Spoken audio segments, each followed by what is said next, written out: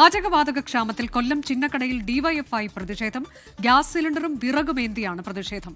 സൂര്യഗായത്രി കൊല്ലത്ത് നിന്ന് വിവരങ്ങളുമായി. സൂര്യഗായത്രി, കഴിഞ്ഞ ദിവസങ്ങളിലുമൊക്കെ ഡിവൈഎഫ്ഐയുടെ പ്രതിഷേധമുണ്ടായിരുന്നു വിവിധ ഇടങ്ങളിൽ. ഇപ്പോൾ കൊല്ലത്തെ പ്രതിഷേധം എങ്ങനെയാണ്?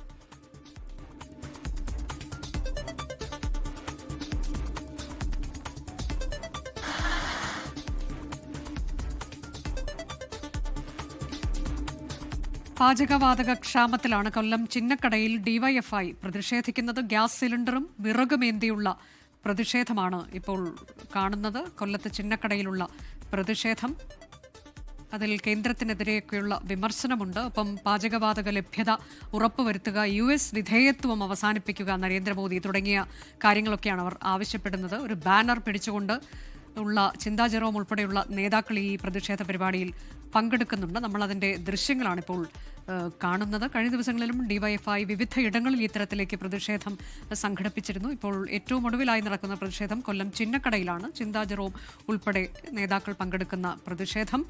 പാചകവാതക ലഭ്യത ഉറപ്പാക്കണം എന്നവർ ആവശ്യപ്പെടുകയാണ്. അപ്പം തന്നെ US വിധേയത്വം, മോദിയുടെ US വിധേയത്വം അത് അവസാനിപ്പിക്കുക തുടങ്ങിയ ആവശ്യങ്ങളൊക്കെ ഉന്നയിച്ചുകൊണ്ടാണ്.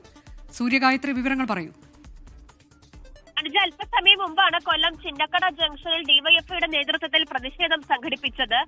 ചിന്താ ജെറോം ഉൾപ്പെടെയുള്ളവർ പ്രതിഷേധത്തിന്റെ ഭാഗമായി നിലവിൽ വലിയ പാചകവാതക ക്ഷാമം നേരിടുന്നതിന്റെ പ്രധാന പങ്ക് വഹിച്ചത് കേന്ദ്ര സർക്കാർ തന്നെയാണ്. കേന്ദ്ര സർക്കാരിന്റെ ഭാഗത്ത് നിന്ന് വേണ്ട ഇടപെടൽ, അനുചിതമായിട്ടുള്ള ഇടപെടൽ ഉണ്ടാകാത്തതിന്റെ പശ്ചാത്തലത്തിലാണ് ഇത്രയും വലിയ പ്രതിസന്ധി നേരിടേണ്ടതായിട്ട് വന്നു എന്നുള്ള വിമർശനം ഉയർത്തിക്കൊണ്ടാണ് പ്രതിഷേധം സംഘടിപ്പിച്ചിട്ടുണ്ടായിരുന്നത്. വിവിധ സ്ഥലങ്ങളിൽ ഡിവൈഎഫ്ഐ പ്രതിഷേധം നടത്തി. അതിന്റെ ഭാഗമായിട്ടാണ് ചിന്നക്കടയിലും പ്രതിഷേധം നടത്തിയത്. വിറകും ഗ്യാസ് കുറ്റിയും ഏന്തിയായിരുന്നു വലിയ പ്രതിഷേധം.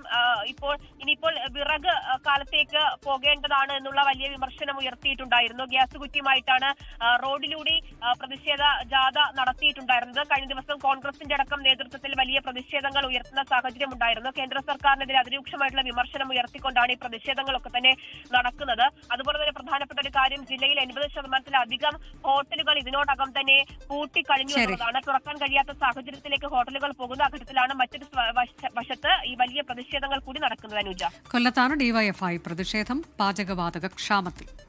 ലോകത്തെവിടെയായാലും ഏത് സമയത്തും 24 വാർത്തകളും ഓഗ്മെന്റഡ് റിയാലിറ്റി പാക്കേജുകളും എക്സ്പ്ലെയിനറുകളും വിശദമായി കാണാൻ ഞങ്ങളുടെ YouTube ചാനൽ നിങ്ങൾക്ക് സബ്സ്ക്രൈബ് ചെയ്യാം.